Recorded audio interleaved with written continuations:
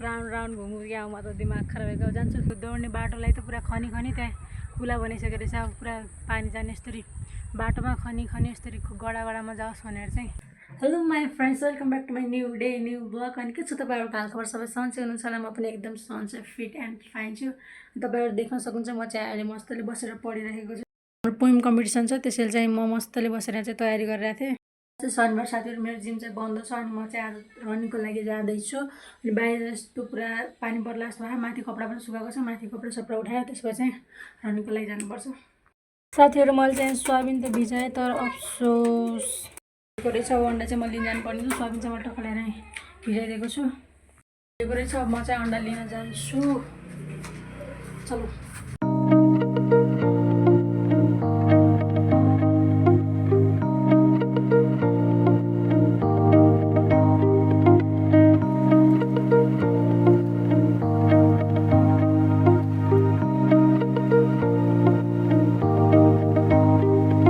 खासमा चाहिँ साथीहरू यसलाई के गर्यो, सोयाबिनलाई चाहिँ तेलमा पहिला मजाले भुटेर मात्र अन्डा हाल्नुपर्छ क्या, नत्र चाहिँ गन्न आउँछ। यसरी हाल्छु मैले चाहिँ।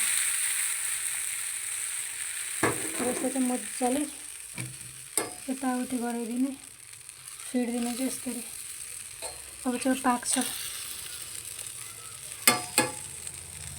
ल चाहिँ साथीहरूको ढिला भइसक्यो, 4:45 भइसक्यो। खाँदा खाँदै त्यो गरेर पनि कपडा उठाउन भ्याएन। यही भए हाम्रो बाहिर चाहिँ यस्तो छ है, पुरा पानी पर्ला जस्तो भयो। जाऊँ किन जाऊँ, न मेरो कपडा त सबै सुक्यो अरे। यस, मेरो दौड्ने कट्टु र भेस्ट सुक्यो भइहाल्छ, तर सबै सुक्यो रहेछ। अब सबै उठाएर लाउनु पर्ने भयो।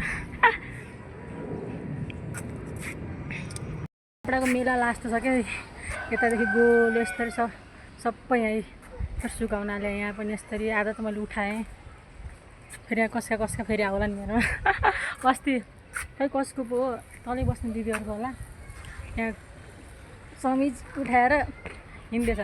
अब त्यहीँ कति दिनसम्म पो रह्यो, यिनीहरूले त कहाँ गयो सोधेर छन्। मेरो झोलामा पछि हेर्छु त कसको भन्छु, ए त्यहाँ तिनीहरूले त छैन भनिरहेको थियो भने तिनीहरूको रहेछ। साथीहरू हिँडियो, अब चाहिँ सास पर्नु लागिसकेपछि म चाहिँ दौड्दा रात पर्छ कि क्या हो सायद। अब यहाँदेखि चाहिँ 1 मिनट हिँडेपछि उता रोड आउँछ, रोडदेखि चाहिँ दौड्न सुरु गर्नुपर्छ। त्यहाँदेखि चाहिँ तल आज माथि डाँडा पुग्दासम्म दौड्नुपर्छ। उकालो ओह्रालो टाइपको ठाउँमा आज गएर दौड्नुपर्छ। मसँग चाहिँ एउटा पोपट भयो, के गर्ने। खासमा चाहिँ दौड्न जाने भनेर त आयो, तर यहाँ चाहिँ रोपाइ भइरहेको रहेछ। कोठाभित्र रुमभित्र बसिराख्ने मान्छेले के थाहा, कति महिना अगाडि आएको यहाँ चाहिँ पुरा रोपाइ चालु भइसकेको छ क्या। अनि दौड्न जाने भनेको उतासँग गएको, त्यहाँ त पुरा त्यो दौड्ने बाटोलाई त पुरा खनी त्यहाँ पुला बनाइसकेको रहेछ। अब पुरा पानी जाने यसरी बाटोमा खनी यसरी गडामा जाओस् भनेर चाहिँ पानी हाल्ने बनाएर चाहिँ। अब चाहिँ यस्तै भयो। अब आज यहाँ त झन् उकालो ओह्रालो गर्ने भनेको यस्तै भयो। अब तर सबैजना यस्तो राम्रोसँग रोपिराख्नु भयो, यस्तो रमाइलो वातावरण छ। यहाँ बसेर हेरिराखेँ म त, अब बसेर हेर्ने जाने अब रुममा। यस्तो रोपाइ चलिरहेको यहाँ चाहिँ पुरा सबजना यता आधा, यता त्यहाँ आधा, त्यहाँभन्दा पर माथि पनि आधा, सब यहाँ चाहिँ लगाइसकेको छ। के हो, धान, पुरा धान लगाइसकेपछि यस्तो हरियाली वातावरण चाहिँ।